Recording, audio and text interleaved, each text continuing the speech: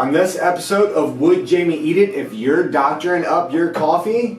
This episode is for you.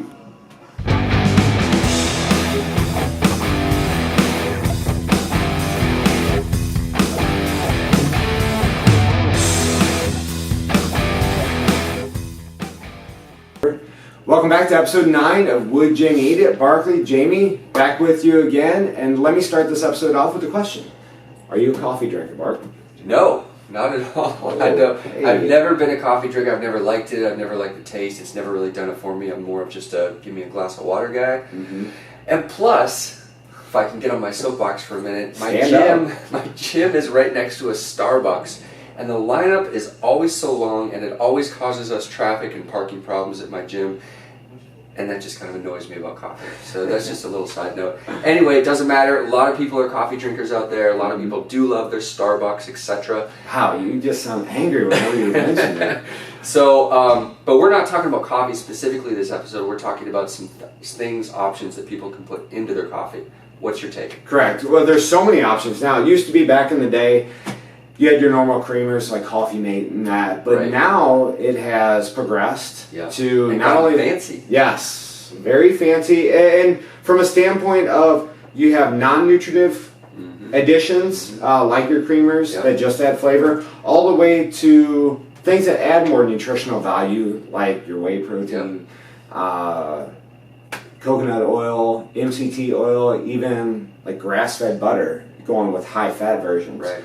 So it just depends upon what your needs are and what your wants are. If it's just a flavoring, then you'll probably go with the non-nutritive, low-calorie versions. If you want some nutrition value in it, you'll probably go with the others. Yep. So a lot to consider. Our submission today comes from Jennifer in St. Charles, Missouri. She has a very specific creamer that she likes to add to her coffee. So let's take a look at what Jennifer has to say. Good morning, Jamie. This is Jennifer in St. Charles, Missouri. Actually been watching your segment and have a question about coffee creamer. I've been trying to go a little healthier, trying out natural Bliss pretty much every day, probably a few servings every morning. Wanted to see what you thought about that as an option, or if there's anything healthier out there on the market that you'd recommend. Thanks so much. All right, go. All right, thank you very much, Jennifer, for the submission. Happen to have the product. I have a little stash down here of products, and happen to have it right here, Natural Bliss, all-natural coffee creamer. Jamie, Jennifer wants to know, would you eat/drink this? Give us the good, the bad, and the verdict. All right, Jennifer, the good is that it only contains 4 ingredients of non-fat milk, heavy cream, cane sugar, and natural flavor. It has no RBST or RBGH, which is not from a previous episode, RG3, which Bart thought. It's confusing.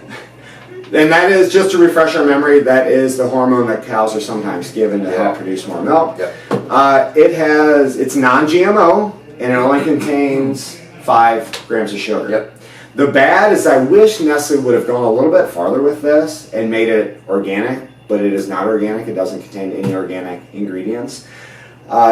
It also has a red flag, or a red flag in my mind. It contains natural flavors, and that sounds fine, but we really don't know what that is. According to FDA definition, that allows for the substance to be extracted from plant or animal origin, which again, we don't know if that may contain GMOs or genetically modified organisms or any type of hormone. Okay. The verdict is no, I will not add this to my coffee. I would prefer, I either drink it black or I prefer it with a simple vanilla whey protein. And for me, that adds that flavoring that I like, but some nutritional value as well.